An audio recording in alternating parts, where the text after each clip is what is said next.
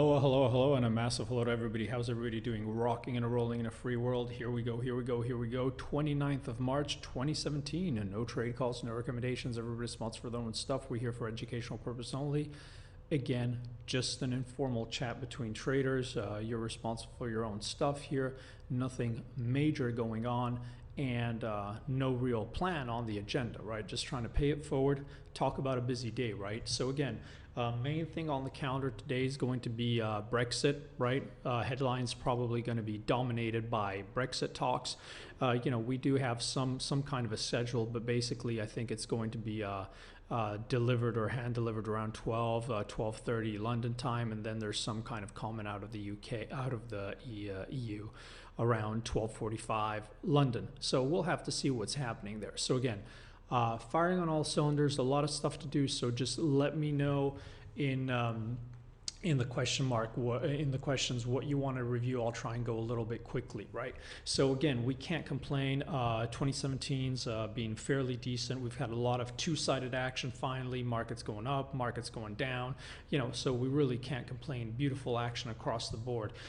In our morning note on yesterday on the blog, again, what we said is we expected that basically that dollar move, and when we started to get the front run, was done, and it was time for a little pause on the dollar. We got a nice little move. We expected 100s to attract. That's going to be the pivotal level for today. So fairly interesting action. We got a little bounce in equities, actually more than you would expect, right? I think most people probably got caught off guard, if they're being honest, by the strength of the rally in equities. But again, fairly technical, right? Failure at those highs, reversal all the way right back down, daily positive close into the first moving averages, and it's trying to rally back above, right? So pretty much this low or this moving average is going to be the bull bear line, right? If you get action daily closes below there, you'd expect it to try to accelerate back into the next area, back towards the 100, and then that's going to be the bull bear line. And as long as we hold this low here, the rotation seems to be to try and take out this descending trend line, which will be the bull bear line, pretty much for move back lower or higher. So for now, I don't think we've learned too much in terms of, hey guys, how's it going? Too much new. It's just the hold, so it's the reversal we'd be expecting. I think the short case starts to be challenged a little bit if we start to get daily closes above this trend line here, but for now it's just a little bit of a correction in trend, right? So clearly, I think I don't know. I think I haven't seen too much, but I think the action on euro yesterday is pretty much anybody who's been looking at the markets for a little bit or understands context. It's pretty much. I think there's very little. You can only call it a gift from the gods, right? The action on euro is just fairly tactical. It's fairly classical action. So what do you see? You see this rotation. Back high on the squeeze. And again, as a reminder, right, we've been looking for euro. Let me get back on this chart. We've been looking for euro for a long time to catch a lot of people off guard, and we've been structurally long, since last year, right? We're looking for this to try and correct higher, right? But as always, healthy markets move both ways. And what happened this week here on euro is just, if you're looking at shorter term price action, fairly classical. So you see we rotated all the way right back up into this 200 DMA. And what happened, right? The 200 DMA was very interesting because you also had this big spike high that was protecting this whole leg lower, right? So it got rejected at that 200 DMA, and it moved right back below this key area. So short term, as always, nobody has a crystal ball. Nobody knows what's going to happen, but short term, you would expect to see profit taking from the longs, and you would see a little bit of a correction, right? What kind of hints do you get on that? Well, what do you see? You see price moves back in there. You start to see that first rejection at the 200. 1 hour negative close, right? Nice little close back there, right? By the way, it's not showing it, but you've got an open gap here, which is a little bit of a tell. And then all of a sudden, after this 1 hour close,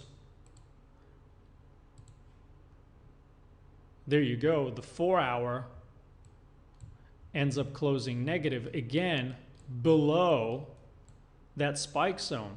So what happens? Well, again, the path of least resistance after that 1-hour close and that 4-hour close, and maybe we can see it in another feed that's actually showing the, let's see if we can find another feed that's showing the gap. Right, there you go. On the 1 hour, the path of least resistance is for price to reject that failure. There's an open gap, so it's going to go right back down and fill the gap. And where does it bounce? Does it bounce in the middle of nowhere? Absolutely not. It goes back into that gap zone. So again, you know, fairly, trading technicals 101, right? So we'll have to see what happens today on euro, but this is a fairly interesting, fairly interesting location for a possible bounce. If anything, you know, in terms of the quick pips to the downside, we'd consider those to be, we would consider those to be done, right? So we'll have to see what's happening here. You see on the shorter time frame, it's coming in. You've got a little pause. You've got this whole upside action. So if anything, this is where you'd expect it to bounce. So unless we start to close below this area, clearly for me, the play shorter term this morning is to try and look for some kind of long opportunities, clearly not to get aggressively short, right? Now, what's going on yeah, you know, we got a fairly nice action across the board. I think everybody's wondering what's happening on, what's the deal on cable? What's going on cable, right? Do you think today's Brexit news are priced in since no surprise on the news? So what are our thoughts? Well, I mean, here, the again, no surprise. You know, we've been bearish cable, and we think there's still a lot of uncertainty, and we still think this is going to resolve to the downside, and we've been playing the short side, right? So there's no surprise there. In terms of action, now there's two possible things that most people will be looking at and, you know, focusing on today, right? As we discussed in the outlook, there are a couple of key zones here, right? And the key zones are pretty much going to be, in terms of structural bull bear lines, what happens around this 128 and what happens around this 121.50, right? So the big question most people are saying is this priced in or is it not priced in? Now, my question to you, Lucas, would be, what are you going to do with that information, right? Because if we think it's not priced in now, do you think you're going to short it right here, right now? Or do you think it is? Are you going to get long right here, right now? Probably not, right? So the risk is that most people are going to are going to say is, okay, it's already priced in. It's impossible that anything is going to be announced that we don't know, right? So the natural thing is, seeing that we have a record number of shorts, the narrative is going to say everybody in the world is short, the event is priced in, there's only one thing that can happen once they announce, is that we squeeze, right? Now, I think it's a little bit more complex than that, even though that's clearly a possibility, because it's not like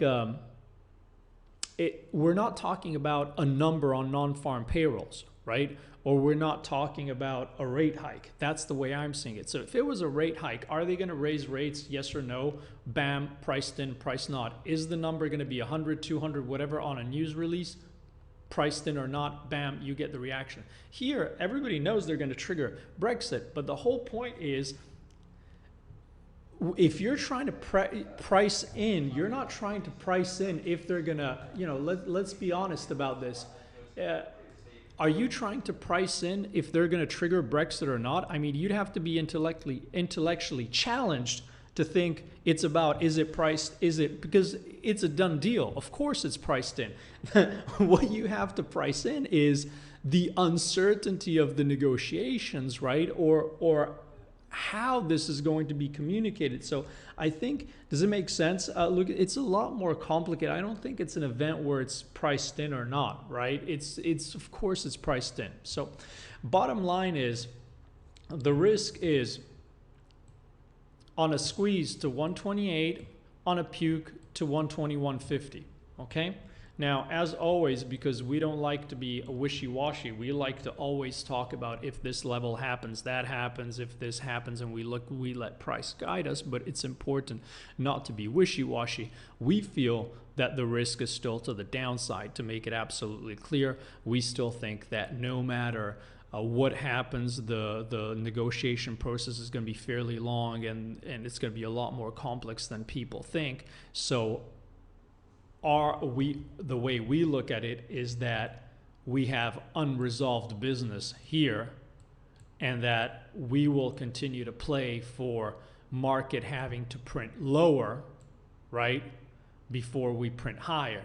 Now, if you're talking about bam, down, and this is where we're hovering, and this is a big zone, clearly here there's a risk of a squeeze. If we go here, that you've got a lot more upside risk when you're hovering at lows, naturally.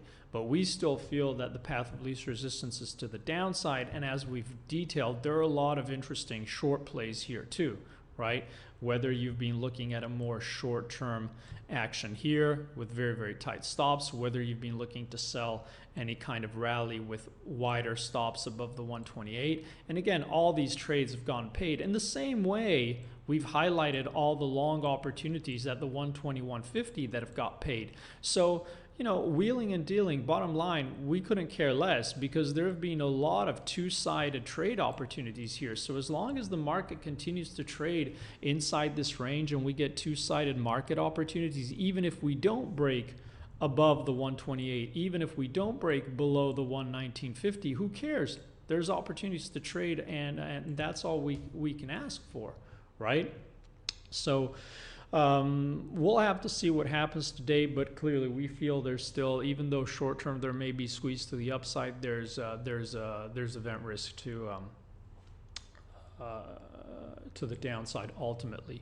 Now, a lot of people asking me about Euro GBP. Now, again, I think Euro GBP, there's not an awful lot going on. I think it's probably the worst pair to trade in this kind of chop. I don't know if it's by the way, it's the Governor Arnold himself who's asked this question, so we could not avoid it, right? So the big question is, what time frame are you looking at? I think pretty much every bank under the planet is going to be recommending long exposure to clients if you're trying to play weakness in sterling. But you know, here it's just, you know, we've been trading this to the long side here quite aggressively. But right now, you see you've got this descending trend line, and it's kind of stuck. I think the key is going to be this whole batch or area with all these moving averages, right? If we get a daily close below, then you'd expect this area to get tested aggressively. But really, as long as you can get some decent basing action, any move back here could ultimately be a nice little long to play for a break higher. But we still think this is fairly choppy in terms of area, and probably our least interesting play across the board, right? Yeah, you know, sure, it's the same as, okay, sorry, it's got some stuff up from the weekly.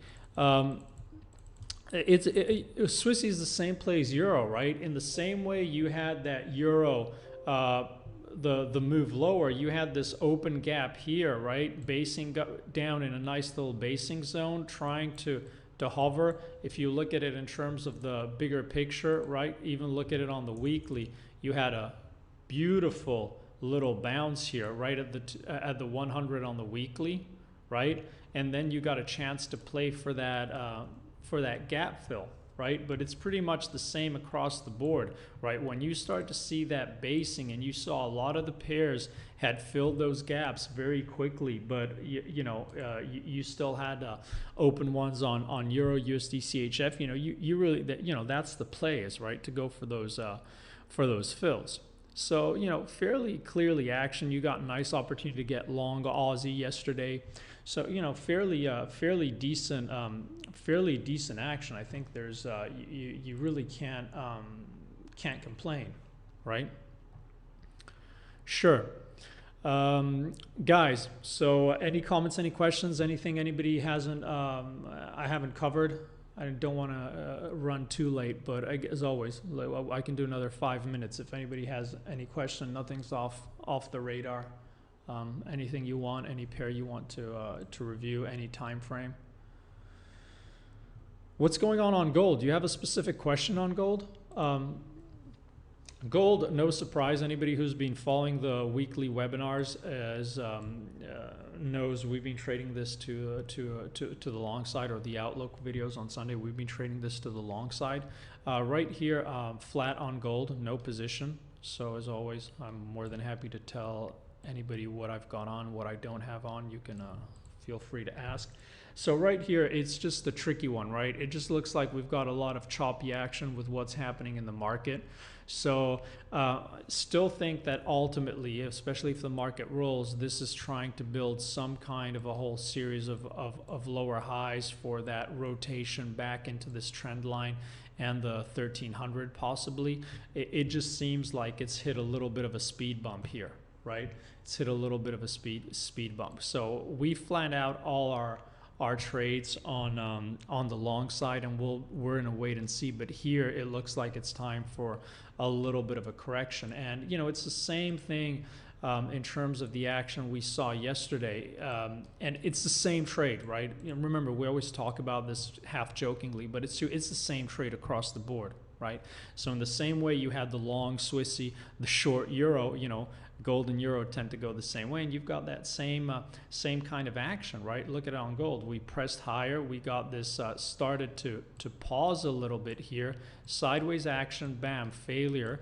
And then what happened? Coming into the next day, we come right back into this zone, and what happens? Just we repeatedly fail. So it's very tricky to get stubborn, you know, in terms of short-term action. You're seeing that it's starting to struggle. It's starting to struggle. You get a reversal. You're coming right back down, and it can't hold. You know, the only thing is to play for some kind of a correction. Now here on the 1 hour, you know, we consider that done in the same way the euro and the Swissy in terms of short term is done. But as long as we're hovering here, there's a lot of chop, right? So very little edge inside this range here.